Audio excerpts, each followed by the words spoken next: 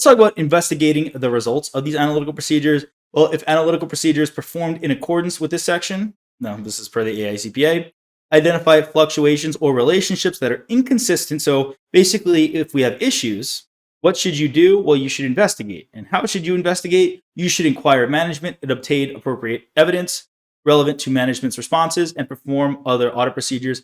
So really, step one, do your analytical procedures. Step two, assess. Do you have any significant swings? Step three, ask management what was the reason for the swing. Step four, get evidence for that. If they said they took on a bunch more debt, well, then you want to get the documents that prove that they took on a lot more debt. You want to get the documents from the bank that prove that, hey, here's the cash entering the account, here's the interest you've been paying, right? You want to get proof and verify whatever management says. That's the process of a corroboration. Let's talk about documenting analytical procedures, right? Obviously, we've got a whole section on documentation. However, there's just a lot of overlap throughout the entire exam. Well, when substantive analytical procedures have been performed, meaning you're doing them in the testing phase, that is something definitely just keep in mind. Be super detail-oriented throughout the exam when you're taking the actual exam and answering questions.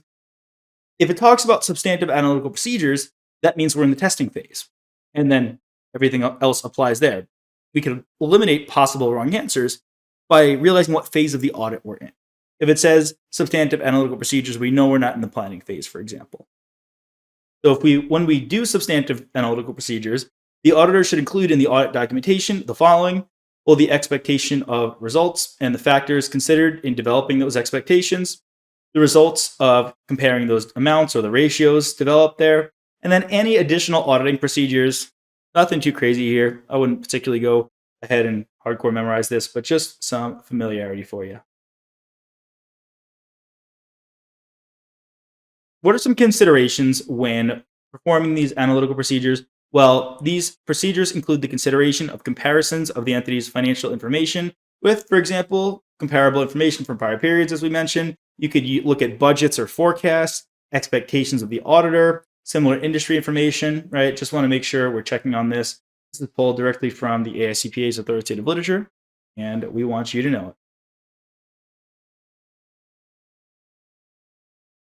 A few more considerations. We want to consider those relationships, for example, between elements of financial information, such as gross margin percentages, gross margin, revenue, and cost of goods sold. That would be expected to conform to a predictable pattern based on the recent history of the entity. Generally, revenue is not going to just spike or completely plummet. There's going to be a reason for it. And if it does spike or plummet, what's the reason? Is there a recession? Did that hit? Or was there a shutdown of the industry? We also want to understand the relationship between financial information and relevant non-financial information, such as payroll costs to number of employees. Right? We can see, did payroll costs increase by 50%? Maybe that's because we hired 50% more employees. And it's a lot easier to say percents than it is payroll costs increased by 20,000 because we hired 2 employees. It tells us a lot more with percentages, because percentages can be linked, can be analyzed, and we can use those. We can look all throughout the industry. We can see that other entities, for every, let's say, 50% increase in cost they have for payroll, that results in a 20% increase in number of employees. Right? You can compare them between different types of entities. Just important considerations to think about. Also, maybe this will help you in your actual auditing career if you choose to go that route. And if so, I am glad to help. Let's talk about effectiveness of controls relating to analytical procedures. Right, test of controls. What do we have to think about here? Well, the auditor may consider testing the operating effectiveness of controls, if any, over the entity's preparation of information. So that's test of controls used by the auditor in performing substantive analytical procedures in response to assessed risks. Well, when such controls are effective, the auditor could have greater confidence in the reliability of information and therefore in the results of these procedures. The operating effectiveness of controls over non-financial information may often be tested in conjunction with other tests of controls, similar to just in general, right? With our audit risk, if we're thinking we want to test controls more, maybe that's going to result in less work that we have to do. When it comes here, effectiveness over non-financial information, well, we want to make sure that the proper amount of employees are being reported. That's not financial information. Non-financial information are also the amount of units that we have in inventory, anything such as that. Now, for example, in establishing controls over the processing of sales invoices, an entity may include controls over the recording of unit sales. In these circumstances, the auditor may test the operating effectiveness of controls over the recording of unit sales in conjunction with tests of the operating effectiveness of controls over processing the sales invoices. And alternatively, the auditor can consider whether the information was subjected to audit testing. Let's talk about evaluating the precision of those expectations that we develop. We're entering into our audit. We have certain expectations. Well, in evaluating whether the expectation is sufficiently precise when performing a substantive analytical procedure, it's appropriate for the auditor to take into account whether the procedures are the only substantive procedures planned to address a particular risk. Now, let's think about that for a second. If you're not doing any other substantive procedures, and why is that? Well, maybe budgetary reasons. Maybe there's no other way. Maybe that you're doing these substantive analytical procedures because these are alternative audit procedures, something to take into account, right? So that would make the reason for these expectations and them being more precise even much more important. A less precise expectation may be appropriate when evidence obtained from performing the substantive procedure will be combined with audit evidence from normal tests of details.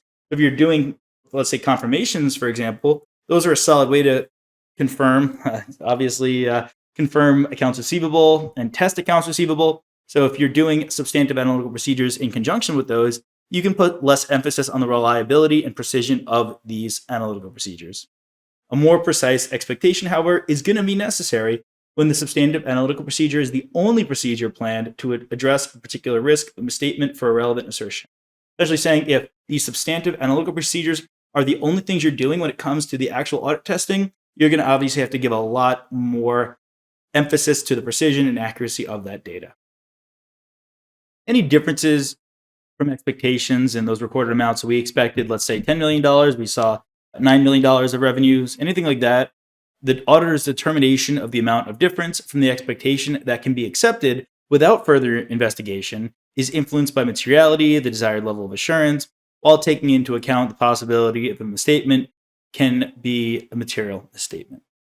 The auditor is going to be required to obtain more persuasive audit evidence the higher the auditor's assessment of risk, and accordingly, as the assessed risk increases, the amount of difference considered acceptable without further investigation decreases in order to achieve the desired level of persuasive evidence.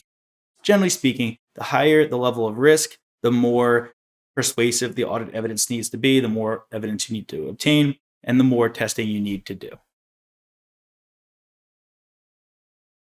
Let's talk about analytical procedures that will assist you when forming that overall conclusion. Well, we're going to have a wide variety of analytical procedures.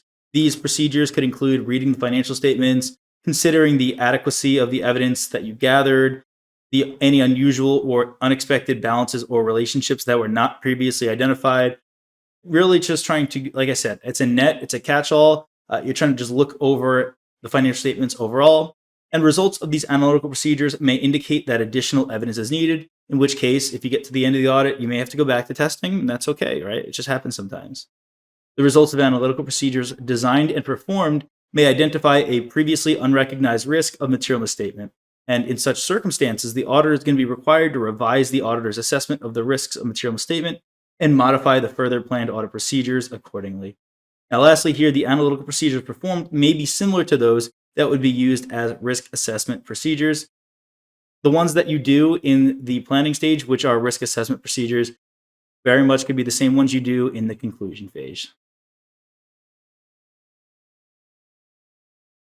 When you're investigating results of analytical procedures, any audit evidence relevant to management's response may be obtained by evaluating those responses, taking into account the auditor's understanding of the entity and its environment and other audit evidence obtained during the course of the audit.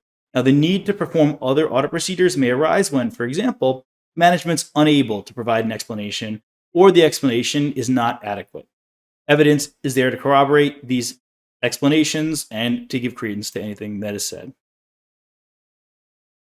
Now, here's our example again. Honestly, I feel like we went through it pretty well. So if you wanted to take a look at it again, get familiar. This is just kind of the general look. Visualize this as we're going through our examples and our ratios and everything else we'll go through. Hey there. Are you ready to not only pass your CPA exams, but truly understand and enjoy the material while studying? I know it seems impossible, right? Especially to enjoy the material? We'll do it together. Tap into the power of cpa.examprep.ai, where we've got personalized quizzes, multiple choice questions, memorization guides, flashcards, simulations, all tailored to your learning. Our adaptive study planning puts you on the fastest path to success and lifts you back up if you fall behind. Avoid wasting your precious time and money attempting an exam with a low chance of passing, because who wants that? We want to get you through this process as quick as possible. Our exam readiness prediction lets you walk in with confidence, knowing that you're prepared for success on exam day. Thankfully, there's no payment method needed to get started, so why don't you come join us? Visit cpa.examprep.ai and let's achieve your exam success together.